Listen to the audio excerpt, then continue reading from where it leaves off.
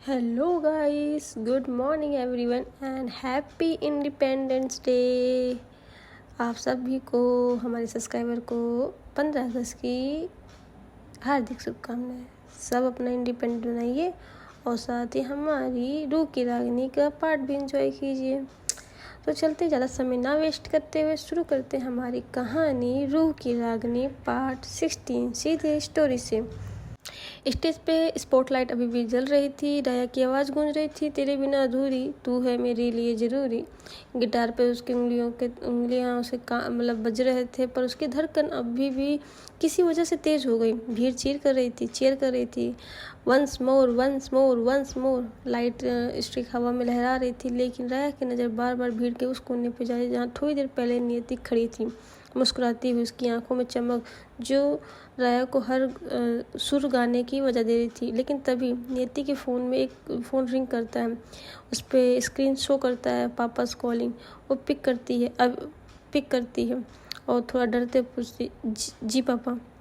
तभी उधर से एक गंभीर और डर वाली गुस्से की आवाज़, अभी घर आओ। नियति, अभी? और हाँ, अगर 5 मिनट में नहीं पहुंची तो समझ लो तुम्हारी ज़िंदगी मेरे हिसाब से चलेगी। तभी नियति का गला सूख जाता है, उसके हाथ कांपते हैं और वो एक पल के लिए होटल के दरवाजे की ओर देखती है। अंदर से आती राया की आवाज़, लेकिन पापा का लहज उसे कदम जकड़ देता है। वो धीरे धीरे पीछे मुड़ती है, टैक्सी रोकती है, बैठती है और उसकी आंखों में पानी पर होंठे सिले हुए। अब वो कोना खाली था। नियति गायब। जी। राया के गले जैसे कुछ अटक गया। वो अपनी आवाज़ को उसकी आवाज़ हल्की सी डगमगाती है, पर खुद को संभालती है, शो पूरा करती है किया। लेकिन दिल में एक अजीब सा डर और एक बेचैनी से वो वापस अपने होटल के रूम में पहुंचती है। उधर कैब रुकती है। नियति उतरने ते ही नोटिस करती है कि दरवाजे पे उसके पिता खड़े हैं, दोनों हाथ पीछे बांधे, चेहरा सख्त, आंखों में गुस्सा। वो बिना कुछ बोले ही उसे ऊपर से नीचे देखते हैं, फिर वो घर के अंदर जाने का इशारा करते हैं। नियति के कदम बहुत भारी हो जाते हैं, लेकिन वो अंदर आती है। कहते हैं कि कभी कभी घर लौटना सबसे सुरक्षित जगह लगता है, पर आज नियति के लिए ये दरवाज़ा किसी कैद के दरवाजे जैसा था। जी हाँ, वो घर तो पहुंच गई थी, अंदर तो आ गई थी, लेकिन उसके साथ क्या हो रहा होगा वो तो हम आगे ही सुनेंगे। इधर दूसरी साइड राया जब अपने परफॉर्मेंस को ख़त्म करके अंदर आती है, उसकी नज़र सीधे फ़ोन पे जाती है। कई मिस कॉल, कई मैसेज, लेकिन उससे सबसे ऊपर एक मैसेज था नियति का। जी हाँ, नियति ने जाने से पहले उसको एक मैसेज किया था, क्योंकि नियति राया को कुछ बता नहीं पाई थी उस प्रोग्राम के थ्रू। तो उस मैसेज में था, आइए पढ़ते। सॉरी राया, बिना बताए चली गई। पापा का कॉल आया था, बहुत गुस्से में थे। धमकी दी कि अगर घर नहीं आई तो कुछ बुरा कर देंगे। मुझे डर लगा, माफ़ कर देना। ये मैसेज पढ़ते ही राया के हाथ हल्के कांपते हैं। उसने फ़ोन को कस के पकड़ा, आंखों में गुस्सा, डर और एक बेबसी का मिश्रण। तभी जब उसका फ़ोन उसके हाथ में था, उसके सोशल मीडिया खुला। तस्वीरें, वीडियो, हैशटैग, ये सब नियति के नाम से भरे। ट्विटर पे #ReadyWithLoveHer, Raya love with her trend कर रहा था। राया गहरी सांस लेती है। वो सोचती है कि इसी की वजह से नियति के घर पे कुछ प्रॉब्लम हुई होगी। और जब ये सोशल मीडिया पर ट्रेंड कर रहा था, कमेंट जो कि आपने देखा था, पहले ही पढ़ लिया था, लेकिन उसके फैमिली को तक गई बात, ये राया को नहीं पता था। फिर राया क्या करती है, अपने कमरे में ही गिटार को साइड में रखे हुए अपना कैमरा ऑन करती है और वो इंस्टाग्राम पे लाइव जाती है। राया, मैंने हमेशा ही अपनी ज़िंदगी संगीत में छुपा लिया, लेकिन आज मैं छुपाना नहीं चाहती। हाँ, ये सच है, वो लड़की नियति मेरी ज़िंदगी का सबसे खूबसूरत हिस्सा है। उसकी आंखें नम हुई, लेकिन उसके चेहरे पे सच्चाई मुस्कान थी। लोग कहेंगे क्या नहीं, ये इससे मुझे फ़र्क नहीं पड़ता, क्योंकि प्यार डर से बड़ा होता है।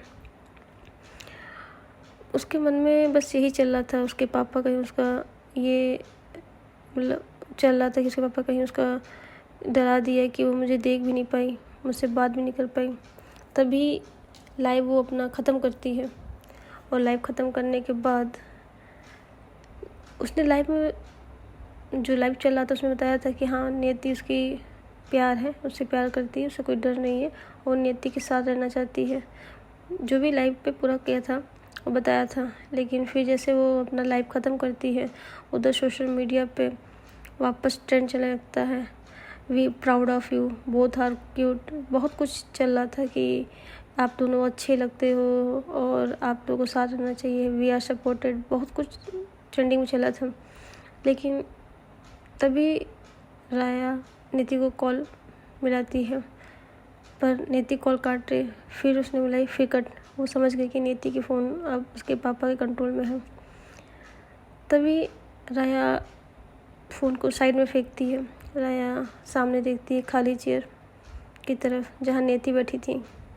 उसके हाथ से गिटार गिरने वाला था लेकिन वो संभाल लेती है और फिर वो वहाँ पे फ़ोन को बार बार देखते, कॉल फेल लिख के आ रहा था, कॉल जा रही थी कट रहा था, कॉल जा रही थी कट, और कुछ देर बाद तो फ़ोन स्विच ऑफ कर दिया। राया दिल ही दिल में सोचती है, तुम क्यों डर गई नीति? तेरी राया का होना तेरी गलती नहीं, हमारा साथ तो कोई पाप नहीं, पर शायद तेरे घर वालों के लिए ये सब एक गुनाह है। इधर रात के समय जब नीति अपने घर अपने मोहल्ले में धीरे से दाखिल होती थी, अंदर गई थी, रोड जैसे आप नीति अपने घर पहुंच चुकी थी। फिर वहाँ पे उसके भी फ़ोन में नोटिफिकेशन आता है, राया के लाइव कॉन्सर्ट की वीडियो आती है, ब्रेकिंग न्यूज़ आ रही थी, राया Kapoor sport holding hand with the mystery girl. नीति का दिल धड़कता है, वो तेज़ से अपना फ़ोन को साइड में फेंक देती है, लेकिन उसके चेहरे पर डर और अजीब सी खुशी दोनों का मिलन मतलब असर दिख रहा था कि खुश भी थी लेकिन दुखी भी थी। इधर जैसे ही राया ये लाइव वीडियो ख़त्म करती है, लाखों कमेंट और दिल के इमोजीज स्क्रीन पे उड़ने लगते हैं। कुछ लोग शॉक में थे, कुछ लोग सपोर्ट कर रहे थे और दूर अपने कमरे में बैठी नीति वीडियो देख रही थी। उसकी आंखों में आंसू लेकिन होठों पे धीमी मुस्कान। वो स्क्रीन को धीरे से छूती है जैसे उसने राया को महसूस किया है। कहते हैं कभी कभी मोहब्बत के रास्ते फूलों से नहीं कांटों से भरे होते हैं और उनको पार करने के लिए सिर्फ हिम्मत नहीं जंग लड़नी पड़ती है अपने ही आप से। जी हाँ, शो जब ख़त्म हो चुका था सब कुछ, कुर्सियाँ से सब खाली, जब राया अपने रूम में थी लाइव करके ख़त्म चुकी, इधर नीति अपने घर पहुंच गई थी अपने वहाँ पे। तभी राया जो है वो नीति को फ़ोन करते करते और रात भर उसके बारे में सोचते सोचते कब सो गई उसे पता भी नहीं चला। इधर जब रात का समय होता है, नीति के घर पे अंदर ड्राइंग रूम में नीति के पापा माँ कुछ रिश्तेदार बैठे थे। उनके सबके पास उनके सामने एक शादी के कार्ड का सैंपल टेबल रखा था। पापा गुस्से में ही नीति के पापा गुस्से में ही नीति से कहते हैं, हमने फैसला कर लिया है नीति, अगले महीने तुम्हारी शादी समीर से होगी। वो लड़का अच्छा है, हमारी इज्जत भी बनी रहेगी। तभी भाई साहब नीति के पैरों तले ज़मीन खिसक जाती है। नीति सोचती है ये क्या है। वो कहती है लेकिन पापा। तभी उसके पापा कहते हैं मुझे कुछ नहीं सुनना है। राया नीति कहती है पापा मुझे समीर से शादी नहीं करनी है, मैं राया से प्यार करती हूँ। तभी रिश्तेदार एक दूसरे को देखते हैं, उनका पापा का चेहरा लाल गुस्से से। तभी नीति पापा कहते बस ये नाम दोबारा मत लेना मेरे सामने। लड़की हो के ऐसी बातें, ये हमारे ख़ानदान की रीति नहीं है, और अगर तूने मेरी बात नहीं मानी तो मैं तेरा चेहरा कभी नहीं देखूँगा। तभी नीति की माँ बीच बचाव करते हुए कोशिश करती है लेकिन फिर पापा गुस्से में कमरे से बाहर चले जाते हैं। उस रात मानो कि नीति के लिए वहाँ रुकना और राया से बात ना हो दोनों ही बोझ हो गए थे। राया को कॉल करना चाहती थी लेकिन उसके पापा ने उसका फ़ोन पहले ही छीन लिया था। ये रात इसी तरह दोनों को उनके रूम में कट जाती है। अगली सुबह हल्की धूप के साथ शुरू होती है। उधर राया अपने टीम को बता के नेति के घर के लिए निकल जाती है। उस वक्त राया अपनी कार से न जाके उसने एक कैब बुक की थी और कैब से वहाँ नेति के घर के लिए रवाना होती है। नेति कैब से उतरती है, राया कैब से उतरती है और नेति घर के बाहर खड़ी उसके हाथ में फूलों का एक छोटा सा गुलदस्ता दरवाजे पे दस्तक देती है। तभी उस अंदर से नेति की माँ उस दरवाज़ा खोलती है। नेति की माँ जैसे ही राया को देखती है कहती है, राया तुम्हें यहाँ मत आओ, हालात अच्छे नहीं हैं, तुम्हारी वजह से नेति पे बहुत दबाव है। राया अंदर जाने की कोशिश करती लेकिन तभी उसके रिश्तेदार भी उसको रोक लेते हैं। रिश्तेदार सख्ती से राया से कहते हैं, हमारी बेटी को छोड़ दो और ये रिश्ता नामुमकिन नहीं, और अगर तुम मुझे दोबारा यहाँ दिखी तो समझ जाना कि तुम्हारे साथ जो भी होगा उसके जिम्मेदार तुम सिर्फ खुद होगी। राया का चेहरा गंभीर हो जाता है लेकिन वो कहती है, नहीं, मुझे एक बार नेति से मिलने दो, एक बार प्लीज़ एक बार मिलने दो। तभी पीछे से दौड़ती हुई लड़की आती है। जी हाँ, नेति की छोटी सिस्टर बहन, उसका नाम पीहू था। वो रोते हुए आती है और राया को हक करके बोलती है, दी प्लीज़ प्लीज़ दी, मेरी दीदी को बचा लो, वो अपनी जान दे देगी। दी, आप मेरी दीदी को बचा लो, ये लोग उसकी ज़बरदस्ती शादी कर रहे हैं और वो आपको बहुत प्यार करती है, उसने पापा से कई बार कहा। जैसे ही राया ये सब सुनती है वो शॉक हो जाती है, उसकी छोटी बहन को देखती है और उसे गले लगाती है, कहती है, मैं उसे खोने नहीं दूंगी, वादा करती हूँ। उसको हक करते हुए फिर उससे सब, और वहाँ पे सब अंदर चले जाते हैं लेकिन राया को अंदर कोई नहीं आ जाता। राया बाहर खड़ी, लेकिन अंदर से नेति और उसके पापा की आवाज़ आ रही थी। नेति अपने पापा के सामने खड़ी, आंखों में आंसू लेकिन आवाज़ मजबूत, पापा सिर्फ शादी कॉम्प्रोमाइज़ नहीं होनी चाहिए। अगर मैं किसी से प्यार करती हूँ तो मैं उससे ही शादी करूँगी, चाहे वो लड़का हो या लड़की क्यों ना हो। तब उसके पापा, ये आखिरी बार कह रहा हूँ नेति, या तो हमारी इज्जत रख लो या इस घर के से हमेशा के लिए चली जाओ। नेति कांपते हुए कहती, नहीं, डरी नहीं।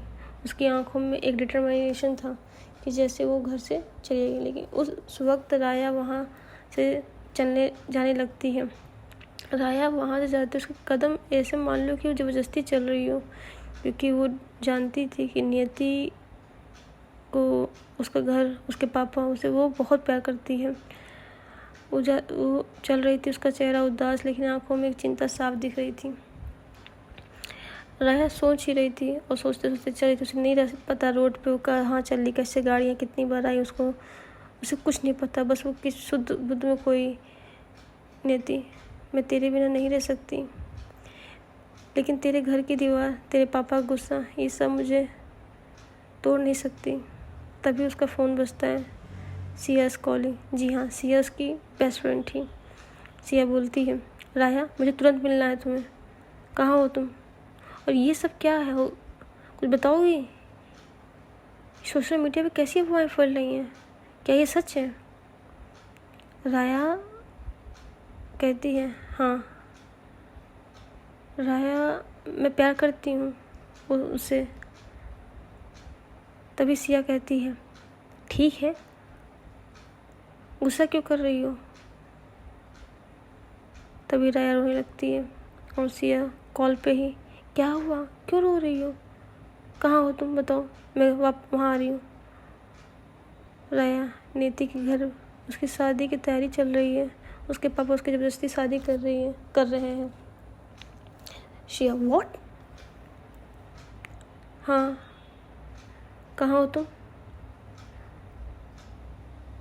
राया रोते हुए कहती है, अगर मैं नेति से नहीं मिली मैं मर जाऊँगी उसके बिना, मैं उससे बहुत बहुत प्यार करती हूँ, तुम ऐसा कुछ नहीं करोगी। सिया कहती है, राया, सिया प्लीज़। और तभी उसका वहाँ पे एक गाड़ी से टक्कर लगती और फ़ोन कट। सिया चलाती है, राया, और वहाँ कुछ नहीं होता और राया का एक्सीडेंट हो जाता है। जी हाँ, राया का एक्सीडेंट।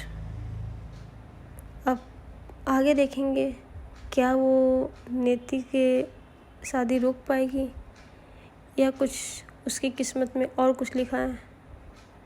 ये सब हम जानेंगे नेक्स्ट एपिसोड में रूह की रागिनी के।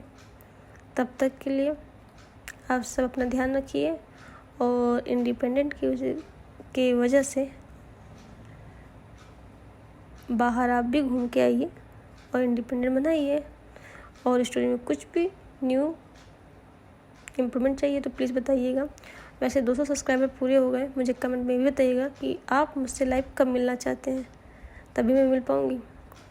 तब तक के लिए बाय बाय, गुड नाइट तो नहीं बोलना चाहूँगी क्योंकि मॉर्निंग है, तो ओनली बाय बाय।